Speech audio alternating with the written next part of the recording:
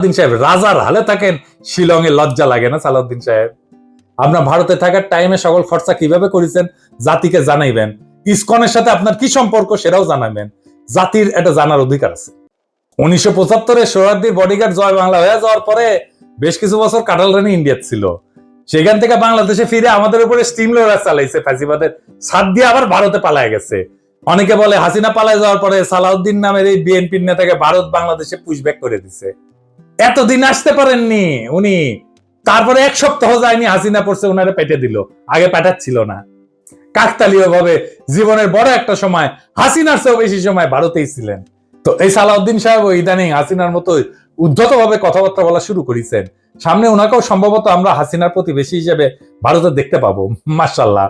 সালাউদ্দিন সাহেব, মানুষ আপনারা ইন্ডিয়ান মাল বলে, আপনি শুনেন না, কিন্তু ক্যামেরা ঠিকই শুনে। এই যে দেখেন আপনারে কয় ইন্ডিয়ান মাল আসিছে।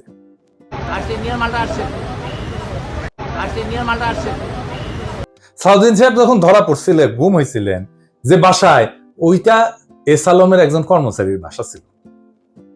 অদ্ভুত ব্যাপার না? ফিরে আসলেন, যে গাড়ি চললেন সেটাও একজন এস আলমের গাড়ি।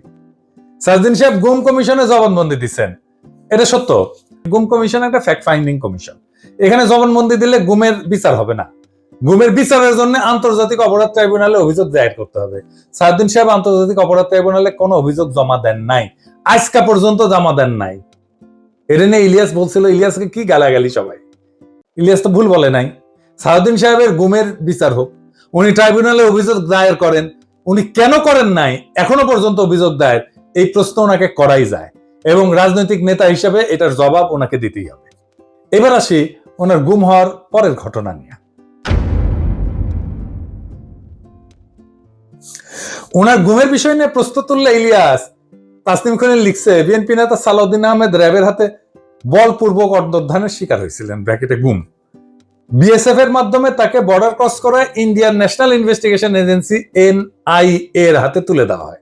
বাংলাদেশ এবং ইন্ডিয়ান রাষ্ট্রীয় বাহিনীর হাতে বলপূর্বক অন্তর্ধান এবং এক্সট্রাঅর্ডিনারি রেন্ডিশনের একজন সার্ভাইভারকে নিয়ে যারা কুৎসিত প্রোপাগান্ডা করছো, তাদের উপরে মজলুমের লানত। হ্যাঁ, ঠেলায় পড়লে নাকি বাঘে ধান খায়। আর পার্সিকুলার তাসনিম খলিল ঠেলায় পড়লে ইসলামী ভোকাবুলারি ইউজ করে, লানত ইউজ করেছে। যার জন্য ইউজ করেছে তারে ধন্যবাদ। ইলিয়াসের কারণে হাজার হোক, লানত শব্দটাতে ইউজ করেছে। সালাউদ্দিন সাহেবের গুমের বিষয়ে আমরা সবসময় কথা বলছি, সবাই। ইলিয়াসও বলছে, সবসময় ওনার পক্ষে দাঁড়াইছে, ইলিয়াসও দাঁড়াইছে। আমাদের সকলের সহমর্মিতা আছে, সমবেদনা আছে। কিন্তু গুম পরবর্তী সময় ওনার কিছু কাজকর্ম প্রশ্নের উদ্বেগ করছে, যার জবাব ওনাকে দিতে হবে, কারণ উনি পলিটিশিয়ান।